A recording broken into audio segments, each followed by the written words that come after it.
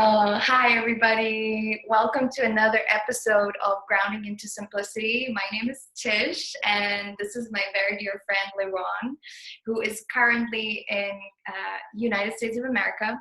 And we met in Costa Rica about 3 years ago through a mutual friend, Amber, which I'm very grateful for. And Liron, I would love for you just to kind of introduce yourself a little, share with us where you are, and then we'll dive straight into like exploring the depths of grounding into simplicity. Well, thank you, Tish, for having me. I think it's probably been about 5 years now since we met, but time definitely flies by fast.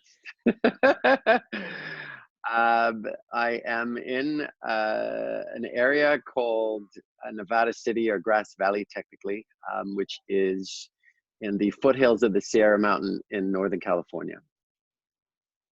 Beautiful, amazing. And share with me a little bit, what is the life for you right now? What are you working on? What projects are you creating?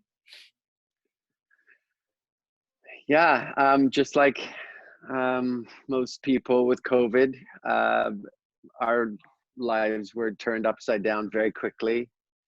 I'm an event producer and musician, and so all of our events and all our gigs were canceled. And I turned around and created with a business partner an online 4-day music festival called Global Unity Fest. And we've been working around the clock to produce this festival with 165 artists. It's an artist fundraiser, so really almost all the proceeds are going to help artists in a crucial time of need right now. Oh, wow, that's amazing. I'm super excited, and I'm very thrilled to be teaching yoga for this, and just want to share with you that we are all so very proud of you for taking initiative and really creating something to support all of us. And with that being said, that we have to kind of like pivot our way of living and our business, and as we are in this crisis mode, what has for you been the most crucial tools to ground and to live a life that's simple and to come back to joy? What is that for you? What does it look and feel like? Yeah, I wrote a long post about this to friends and family on social media, that I really fell into a little bit of a depressing dark hole when this whole ordeal hit.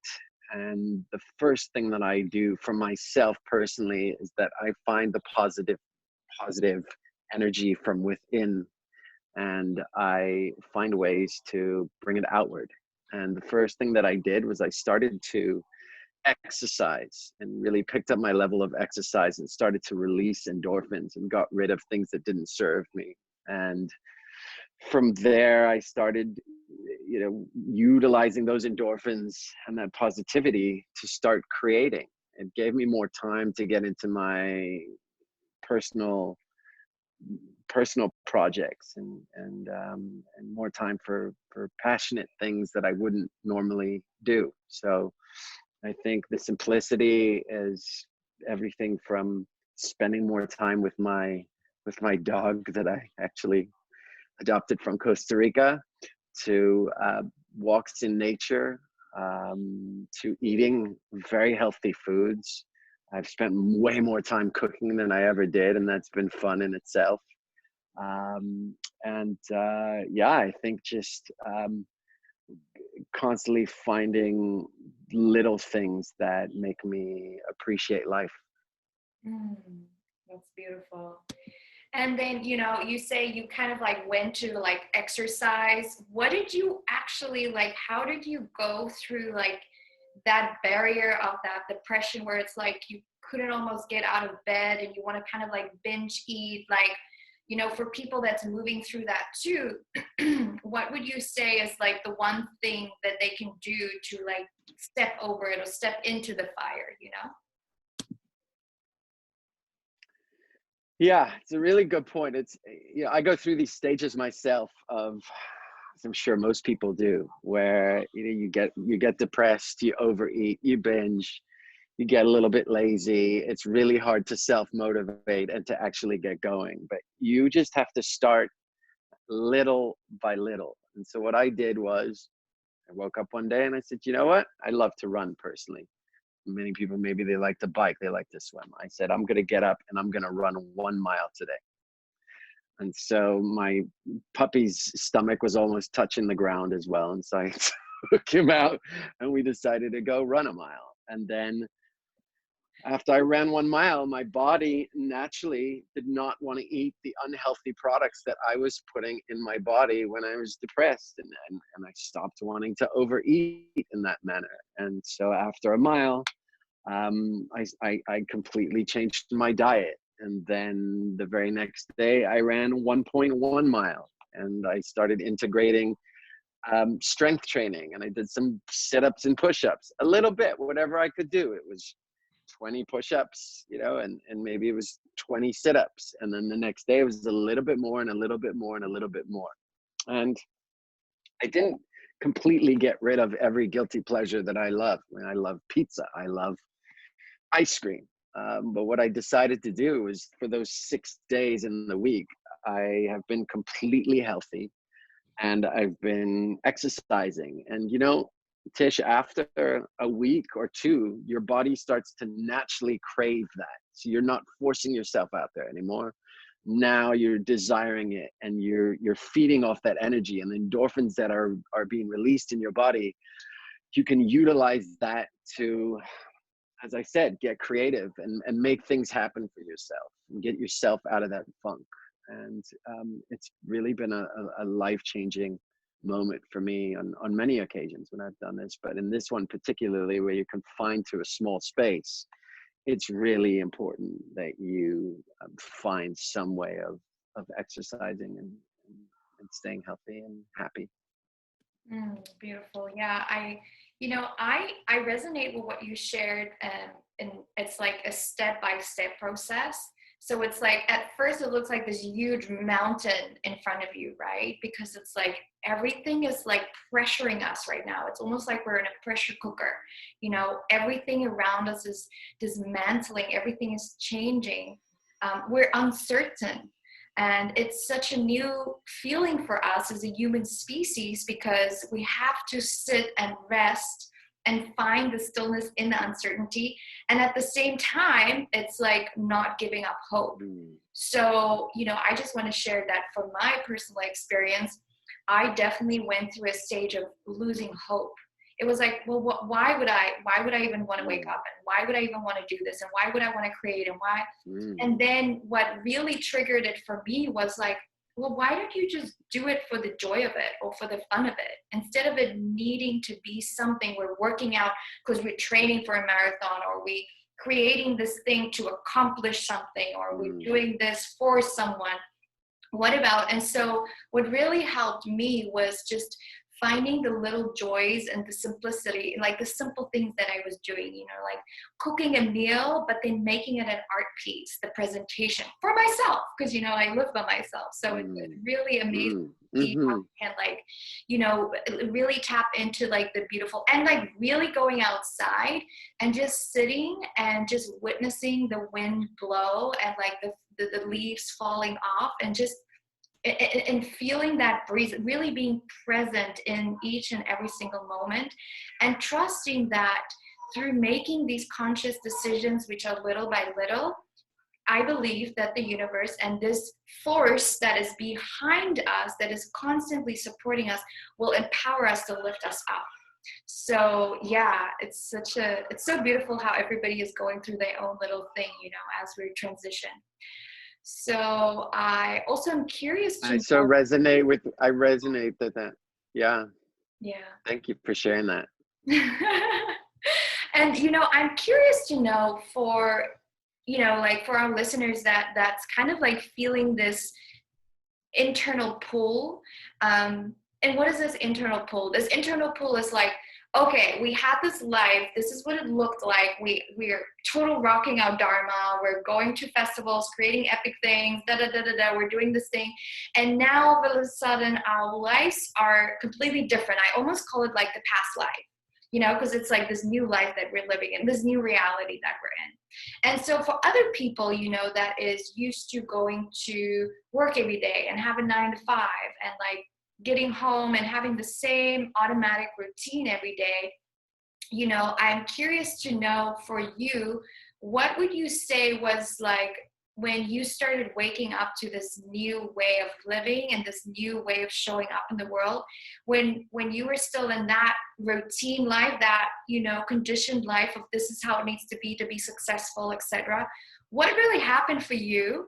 And do you have any tips or tools for someone who's going through that right now, that's like, wow, like I actually don't know what to do. I don't know what my hobbies are. I don't know what my interests are. I don't even know what is my favorite food because I've just been doing the same thing. So let's talk a little bit about that.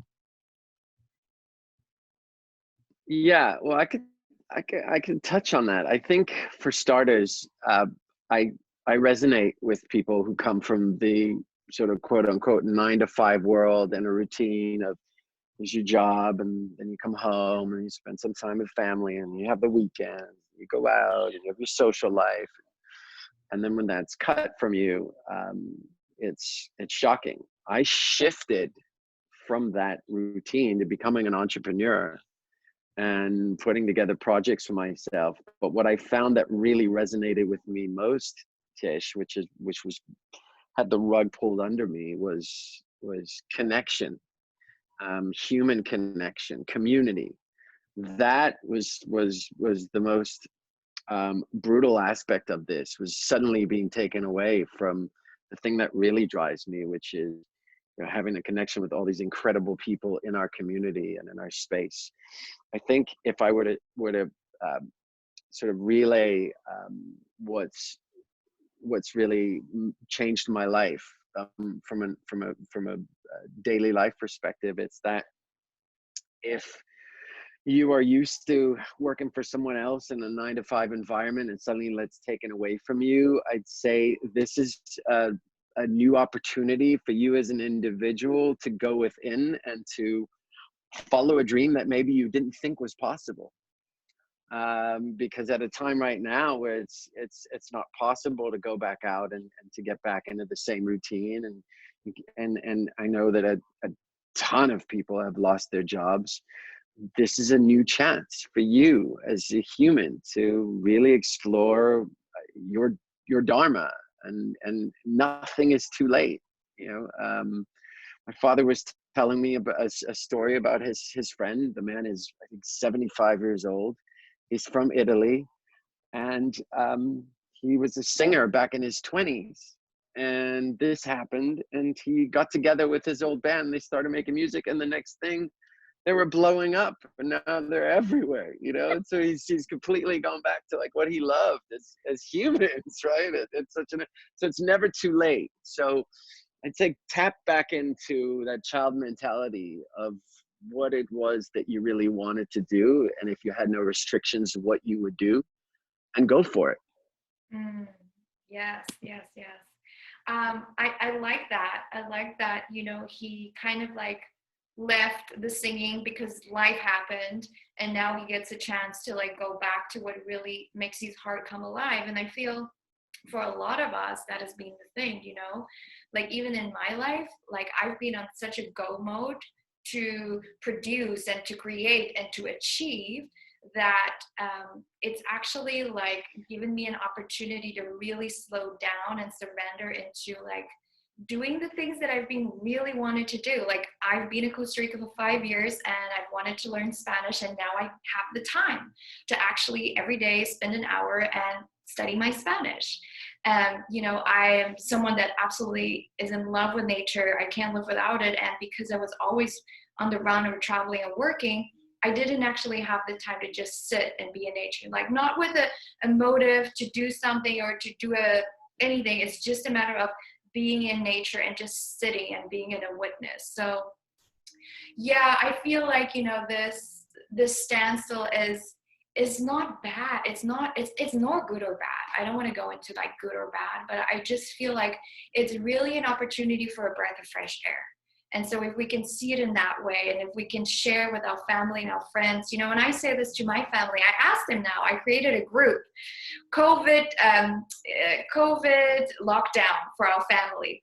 And I say, let's post every day something that we're grateful for, and let's post every day something that we have either did or experienced or tried, or, you know, just like activating that in us, in between us and in our families, and giving each other advice and tips as one is down and the other one is a little bit more up. And it's been such a beautiful connection because I was so busy in my life, because we go on like autopilot mode, I really didn't make as much effort as I wanted to connect with my family. And so I'm connecting with my family now more than what I used to connect, you know, because they live in South Africa. So I get to like video with them at least once a day, which is incredible. So yeah, I love our conversation, and I love that you are also feeling so inspired by all of this. So if you would have to say one thing that, you know, this time, this new space reality have taught you or given you an opportunity to zoom in on or learn from, what would that be?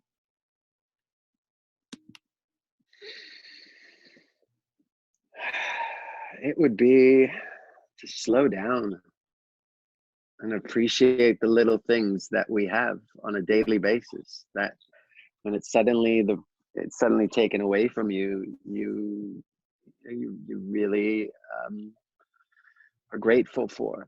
And again, I'm realizing just through digital connections how much I really miss human connection. And that I even I used to travel a lot for work. When I stopped traveling, I wanted to ground in, and just if anybody knows me, that would just be a shocker. But I wanted to really ground in and enjoy the space that I was in, and started when all of this happening, thinking about the different places I'd been in the world, and what a luxury it is to be able to have a planet with so much goodness all around us, and to take advantage of that, and to get out there more, and to reestablish that love of travel and culture and human connection in all parts of the world.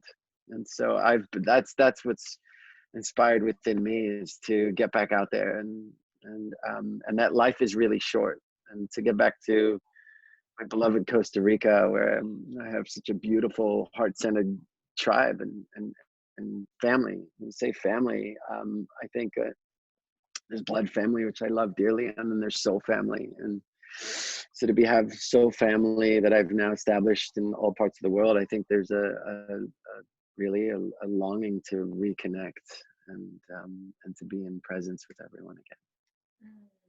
Oh, yay. Well, we can't wait to have you back here in Costa Rica with our soul fam. And, you know, and this is also something that I wanted to share with the people that's watching this, is that as we as humans are shifting in awareness, a lot of times we shift in friends, we shift in environments. And, you know, sometimes that might feel lonely, and that might feel uncertain and scary. But something I do know for sure is that when we trust this inner compass that send us to the places that we feel called to go and see and explore and visit, the people, meaning the soul family, will just arrive. It's a magnetic attraction. And it might sound a little woo-woo or out there, but let me tell you, I've lived it, I've experienced it. And for 5 years, I have been meeting my soul family here in Costa Rica. And I had to give up a lot of things. I used to be in corporate world as well. I used to have the 9 to 5. I did all of that. And ever since, I have just came into my heart space, meaning like really just like checking in with your heart. It doesn't need to be some spiritual woo-woo practice. You just like rest your hands on your heart and you take a breath. I just say, like, my heart, what do you want to do? Like, Mm. really coming alive from this heart-centered space, because it's this coherence between different people's hearts. This is like the magnitude of this magnetic attractor that brings us all together. And through that space, we come alive and we dance and we celebrate love and we explore the different joys in life. And so, you know, I really love what you shared here, Liron, because it's really about tuning in and listening. What is the heart? Where does the heart want to go? What kind of cultures does it want to explore? What kind of places does it want to go see? You know, instead of suppressing that, we're inviting that. And even with the uncertain, we just go and we dive in. So yeah, super excited to have you back. And just also knowing that there's so many communities starting right now in Costa Rica, and I am part of creating one here in Costa Rica. And so if there's anyone out there that wants to learn more, you know, reach out to us. Liron also have an extensive, you know, tribe of people that are creating phenomenal things in the world. And so if your heart is calling in, you know, to settle, to ground, to be in nature, to connect more to humans, then reach out to us. We're here for you. We're here to support you. So Liron, is there any way that people can kind of like find you, you know, like, do you have any like handles or social media information that you can share with us that people can find you? Yeah, my Instagram is Artzi Love, Artzi. That's my real last name, and I go by that in music as well. And people call me that as well. So Artzi Love on Instagram, I think, would be the best way for people to reach me. Awesome. Well, I am so thrilled and excited and grateful for you being here today. And for those that are listening, if you like this, please press like and share this video with whoever you feel will be inspired by this. And feel free to reach out to us if you have any questions about anything. And if you want to get involved in any of the projects that we're co-creating, just reach out to us. We're here. So Liron, thank you again. It's such a pleasure. I love you all. And yeah, we'll see you on the next episode. Mwah. Thank you.